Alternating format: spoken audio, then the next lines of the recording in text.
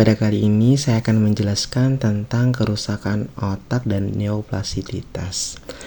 Pada kelompok 10 ini mendapatkan bab 10. Ya, baik, langsung saja. Kerusakan otak adalah kondisi di mana terjadinya gangguan atau kerusakan pada struktur atau fungsi otak akibat cedera fisik, penyakit, atau gangguan lain. Kerusakan ini dapat mempengaruhi kemampuan kognitif, motorik, emosional, dan perilaku individu, tergantung pada bagian otak yang terdampak.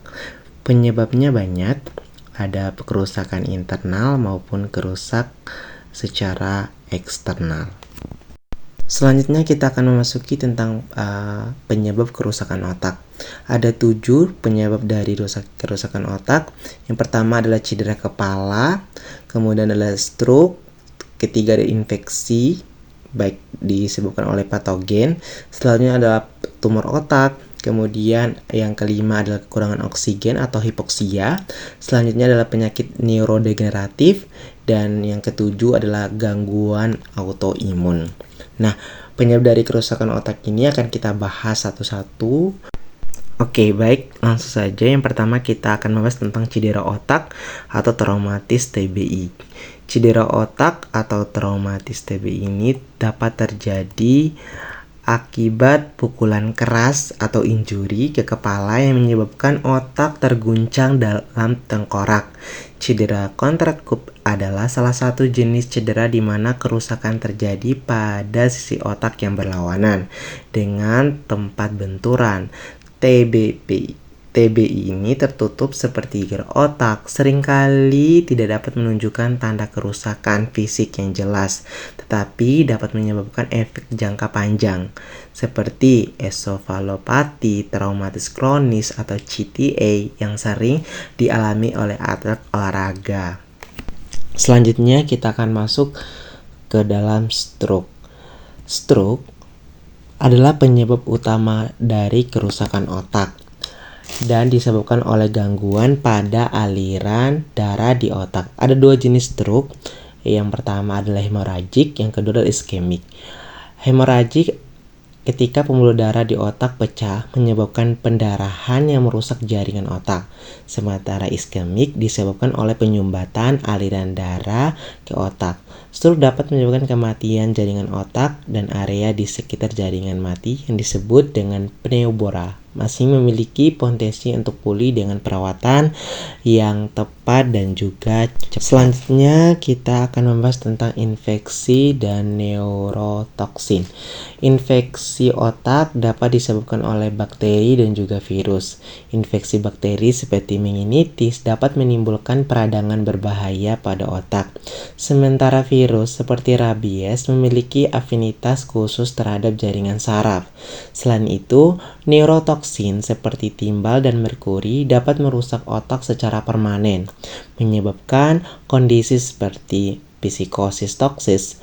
Beberapa neurotoksin bahkan diproduksi oleh tubuh sendiri sebagai respon terhadap stres atau kerusakan yang terjadi pada otak. Selanjutnya kita akan membahas tentang tumor otak.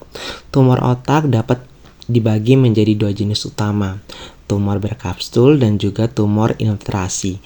Tumor berkapsul seperti penigoma tumbuh dalam membran dan biasanya jinak, sehingga mudah diangkat melalui pembedahan.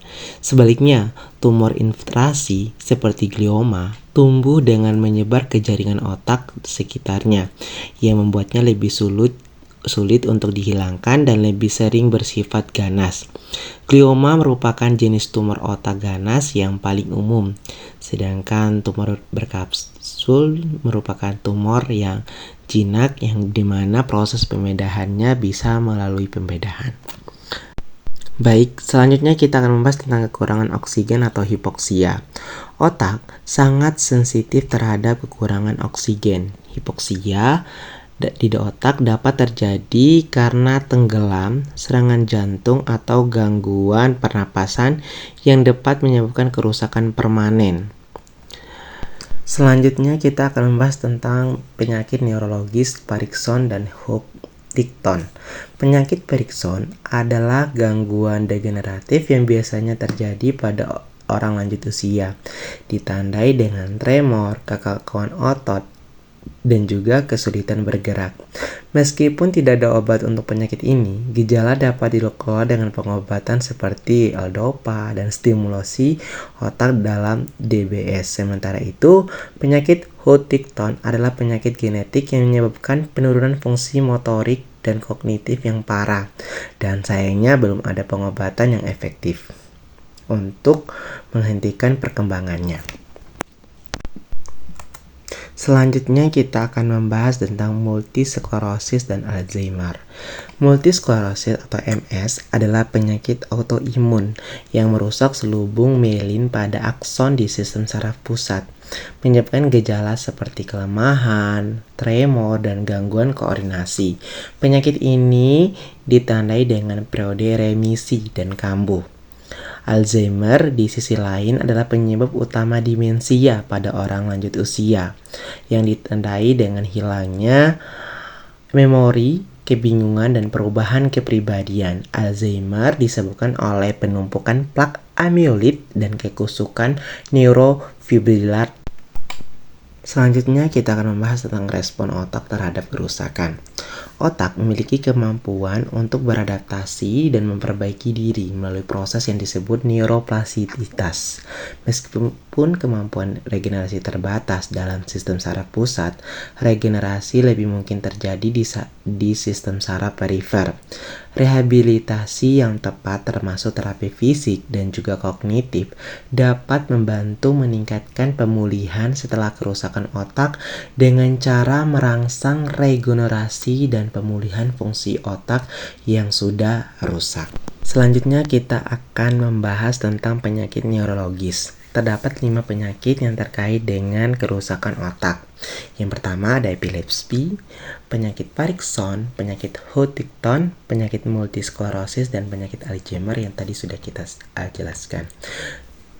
Pertama, kita akan membahas tentang penyakit epilepsi. Epilepsi adalah gangguan yang ditandai dengan kejang yang disebabkan oleh aktivitas listrik abnormal di otak. Kejang dapat terjadi secara vokal, lokal yang hanya melibatkan sebagian otak atau secara umum.